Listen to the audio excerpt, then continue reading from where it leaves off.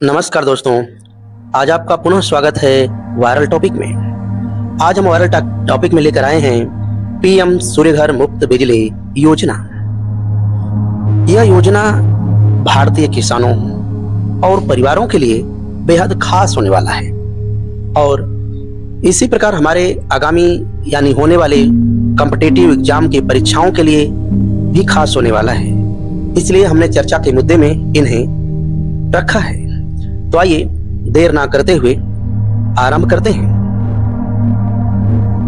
PM Surya Ghar मुफ्त बिजली योजना केंद्र सरकार की एक महत्वाकांक्षी योजना है, जिसका उद्देश्य भारत में लगभग 1 करोड़ गृहों और सौर ऊर्जा आधारित मुफ्त बिजली देना है। यह योजना रूफटॉप और पैनल आरटीएस को बढ़ावा देती है ताकि लोग अपना बिजली उत्पादन कर सकें और ग्रिड पर अधिशेष बिजली बेच सकें।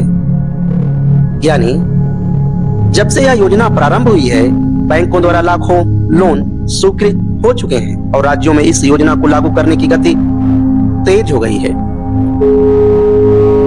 हम इनके मुख्य बिंदुओं पर यदि चर्चा करें तो बिजली की लागत और अस्थिरता भारत में विशेष रूप से ग्रामीण एवं पिछड़े इलाकों में गंभीर समस्या है।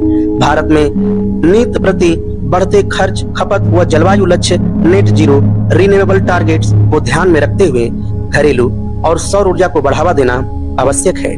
पारंपरिक ग्रिड बिजली पर निर्भरता को कम करना, बिजली घाटे एवं पारेषण नुकसानों को घटाना। इसका उद्देश्य क्या है?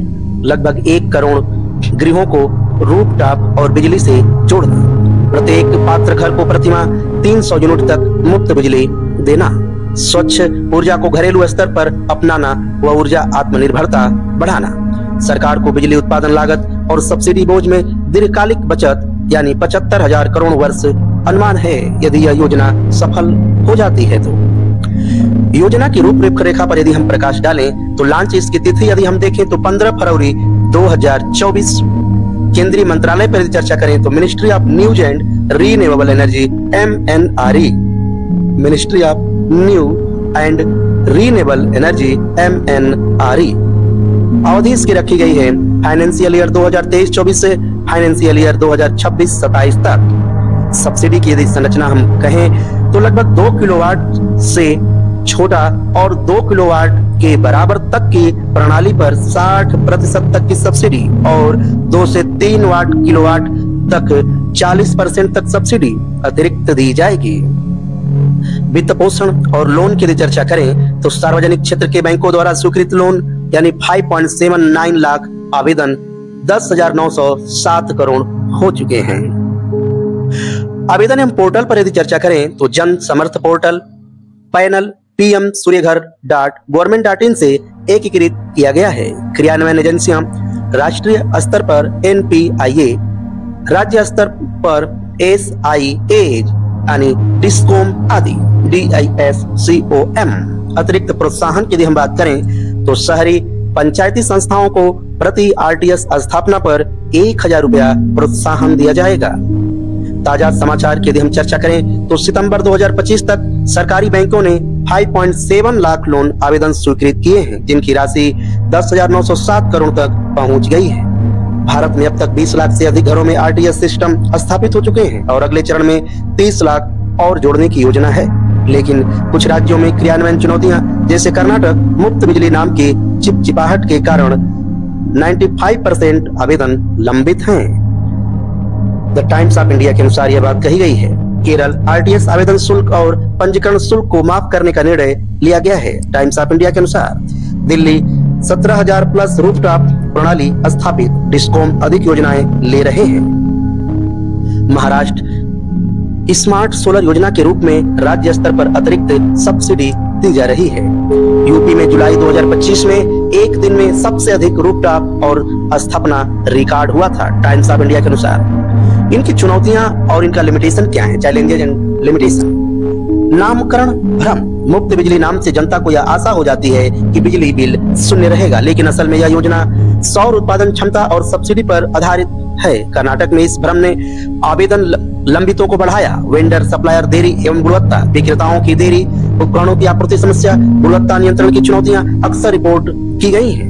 वित्तीय और संचालन संबंधी बाधाएं, लाभार्थियों के लिए विशेष लागत, ऋण चुकौती का दबाव और बिजली वितरण कंपनियों डिस्कॉम की भूमिका, संरचनात्मक और तकनीकी चुनौतियां, छत की स्थिति, छाया, बिजली मीटरिंग, नेट मीटरिंग प्रक्रिया, निरीक्षण देरी आदि, ये सभी चुनौतियां आ रही हैं। नियामक एवं राज्य स्तर समन्वय की आवश्यकता। राज्य सरकारें विद्युत नियामक आयोगों SERCS डिस्कॉम्स के बीच समन्वय न होना बाधा उत्पन्न कर सकता है।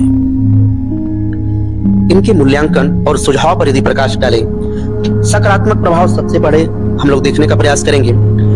स्वच्छ ऊर्जा अपनाने को बढ़ावा, ऊर्जा आत्मनिर्भरता, बिजली सब्सिडी बोझ में दीर्घकालिक कमी, ग्रामीण एवं पिछड़े क्षेत्रों में त्वरित विद्युतीकरण, जोखिम और सावधानियां।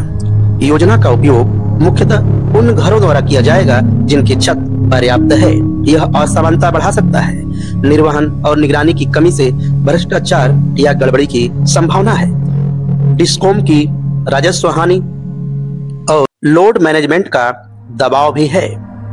यदि संशोधन और सुझाव पर यदि हम चर्चा डालें तो नाम इनका स्पष्ट करना, आंशिक मुफ्त बिजली जैसे उपयुक्त नाम उपयोग में लाया जा सकता है।